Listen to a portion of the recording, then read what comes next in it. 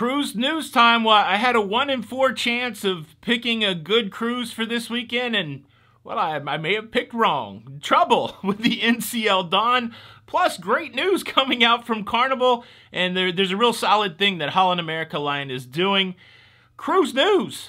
Let's talk about it.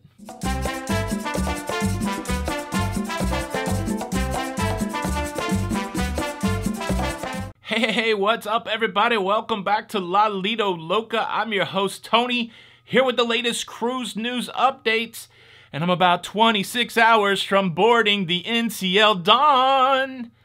Maybe. There's trouble with the NCL Dawn. So far, my cruise is still on, but more about that later.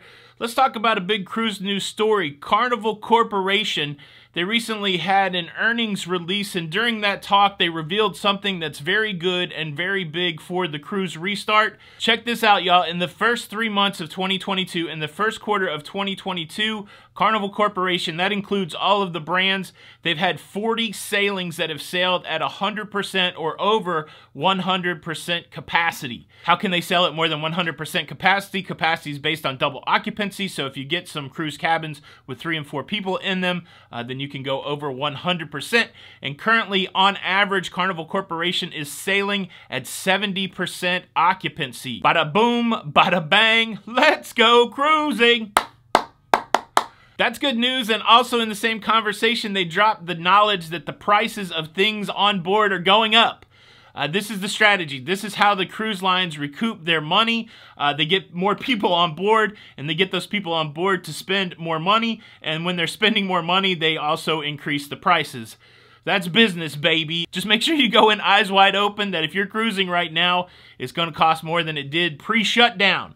And I don't think that's a big surprise to anybody, but that's good news. A lot of people out there have that question. What's the capacity right now? And all these positive things have been happening. CDC dropping their warning. I mentioned it in the show the other day. I think we're moving into the next phase of this cruise restart, the next chapter in this cruise restart. And it's going to have a lot more cruisers on board, which is good for the cruise industry. It may not be good for everybody who was enjoying sailing at reduced capacity, but here we go.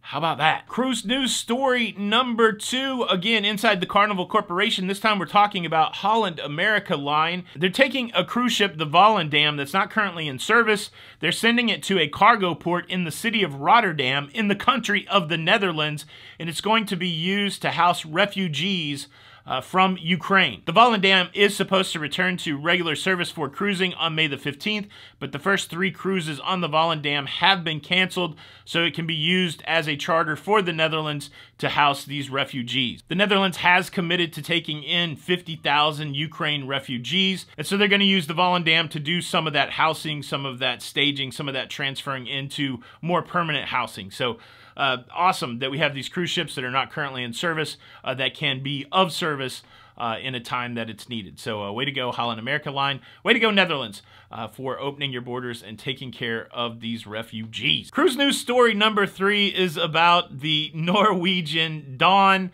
Real simple story. I'm going to tell you all about it. But first, let me quickly invite you to subscribe. If you like staying up to date with everything that's going on in cruising, please consider subscribing with the notification bell on. Hit the subscribe button and play this dance at the same time.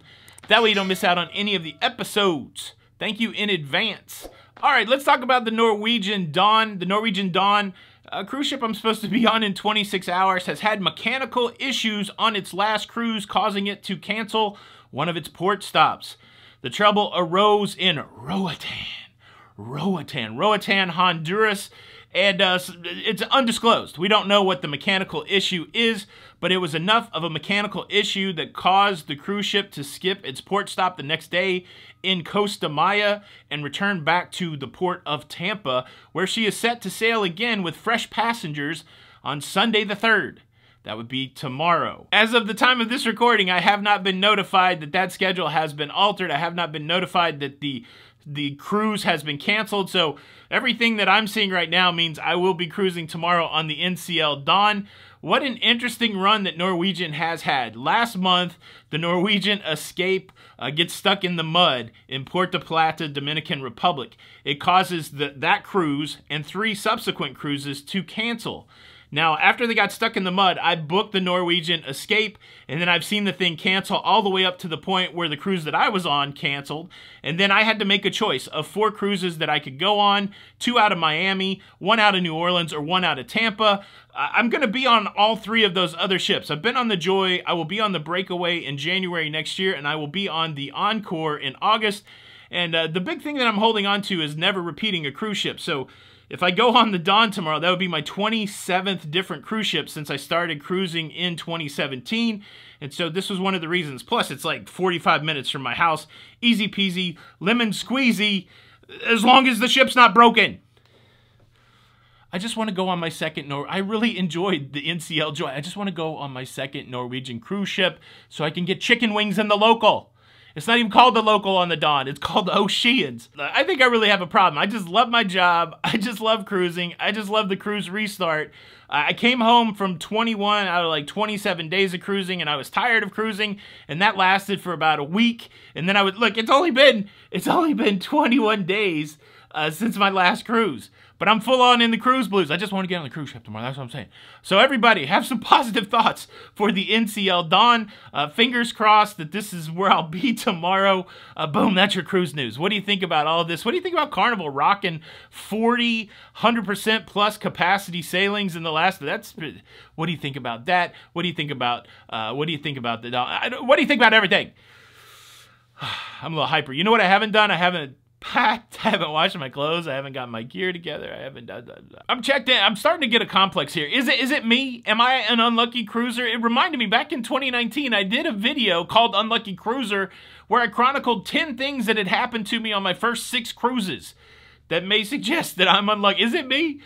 You gotta watch that video next if you haven't seen it. This is Tony for La Lido Loca. Till the next time. Please hit the like button or I'll have to punish you. Make up your own punishment. Do some write-ups or something. Tony for La Lido Loca. Till the next time, see you on Lido. Hit the like button. Bye.